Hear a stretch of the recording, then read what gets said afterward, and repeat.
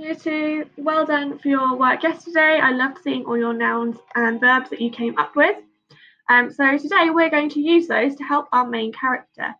First of all, can you make sure in front of you you've got the words that you came up with yesterday? Let's just remind ourselves of what we had. So I had washing hanging, a bee fluttering its wings, people rushing, traffic bustling, and a grocer calling. So we're going to use those today to help our main character write a poem. Now this character, she absolutely loves her city, she loves where she lives, she loves looking out of her window, so she wanted to write a poem to explain how much she loved it and what it is she loves looking at out of her window.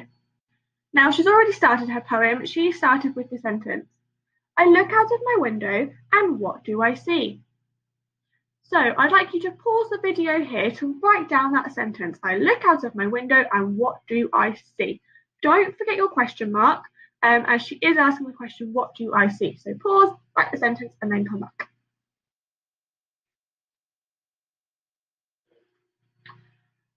Okay, hopefully you've all managed to write that sentence down. It's quite a long sentence, but it's a really lovely start to the poem. It gives us lots of ideas for what we can write. Now, there's lots of different ways you can write a poem. You did a few with Miss Sim before Easter, but our character likes to write in rhyming couplets. So that means that she writes in groups of 2 lines, so 2, 2, 2, and each lot of 2 lines rhymes. So let's look at mine and do the first one all together. So the first thing that I said was washing hanging. Well, what could I add to that? Washing hanging. Let's go back to the picture. Washing hanging. Where is it hanging? Well, it's hanging on a building. Someone's hanging it out. It's blowing around quite a lot. The washing's hanging on the building. Washing hanging in the wind, washing hanging in the breeze. Ooh, washing hanging in the breeze. I'm going to use that as the first sentence of my poem. So I'm going to write it here so that you start a brand new line for it on a poem. Every sentence has a new line. We need a capital letter. Washing.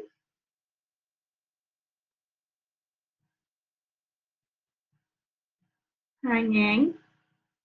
Which was what I had before, but I've made it a bit longer for the poem. Washing hanging in the breeze. And because it's part of a rhyming couplet, it's only the first half, we need a comma. So we end with a comma because we're continuing on the next line. Washing hanging in the breeze. Brilliant. The next thing I had written was a bee fluttering its wings. Oh, a bee fluttering its wings. That doesn't rhyme. Is there any words in there that rhyme with breeze? A bee fluttering its wings. A bee and breeze. They sound quite similar. Maybe I can move the sentence around. So a bee fluttering its wings. Wings fluttering on the bee. The bee. The fluttering of the wings. The fluttering of the bee. Washing hanging in the breeze. The fluttering of a bee. Perfect. So another capital because it's a new line. Poems are a bit different. We have to have capitals at the start of every line. The fluttering of our tricky F join A B. Because that's the end of my rhyming couplet, I put a full stop. So I look out of my window and what do I see?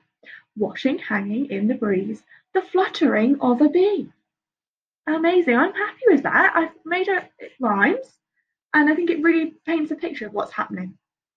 So I'd like you to pause here and use 2 of yours. It doesn't have to be the first 2 in your list. If you think they're a bit too tricky to rhyme, that's fine. Any 2 in your list, try and put them into a rhyming couplet in your book, just like I've done, and then come back to the video and we can finish off the poem all together.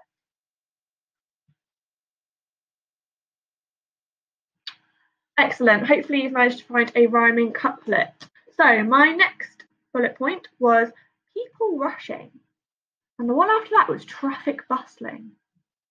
They sound quite nice, short and together. People rushing, traffic bustling.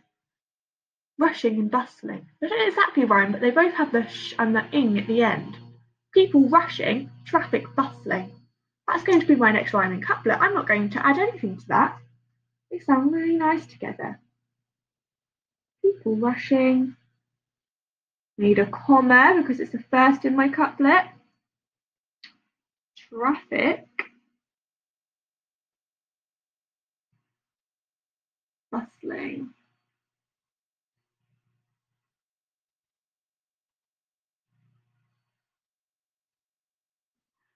Okay, I've got one more verb and noun. Grocer calling. Grocer calling. Oh, let's have a look at the grocer. Try and make that a bit more interesting. So here's the grocer. He's got his arm outside, said he was calling. I wonder what he's calling. I'm going to get a bit imaginative. I can see he's probably calling to this man who's looking at everything in the shop. Grocer calling. Grocer calling. Come and buy some pie. Oh, I like that. Grocer calling.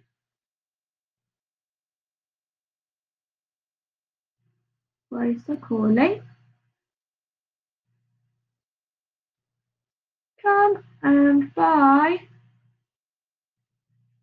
Oh, I say my pie. Come and buy my pie. That's exciting. I'm going to put an exclamation mark. I won't forget my comma. I've gone off the end of it there. So I look out of my window and what do I see? Washing hanging in the breeze, the fluttering of a bee. Couplet. People rushing, traffic bustling. Grocer calling, come and buy my pie. That's the last thing on my list, but it's not in a couplet, so I need a good sentence to finish off my poem, and I'd like it to rhyme with pie. Come and buy my pie. Let's think. What is the girl doing? So she started by saying, what do I see?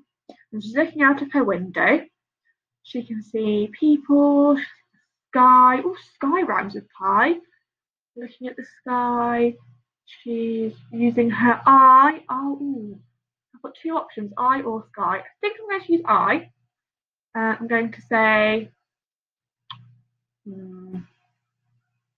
the wonders of the town I can see with my eye.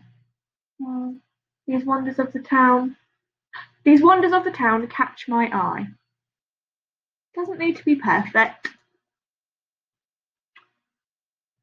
These wonders, because she loves where she lives, so she's saying the wonders of the town catch my eye. And that's the end of that, so I'm going to put a full stop. I've got a whole poem. Okay. I look out of my window and what do I see? Washing hanging in the breeze, the fluttering of a bee, people rushing, traffic bustling, grocer calling, come and buy my pie. These wonders of the town catch my eye. Amazing. So I'd like you now to try and finish your poem. If you'd like to use some of what I've used, you can. So you need to use your 5 things from your bullet points and then end with a nice sentence just to say that she loves her town and that she's managed to see all and she's really happy. So yeah, I'm really excited to read all your poems. Give it a go and make sure to send it to me. And tomorrow we're going to learn a little bit more about the town that she loves so much. I'm really excited to share where this is with you. I wonder if you've got any ideas from looking at the picture where it might be.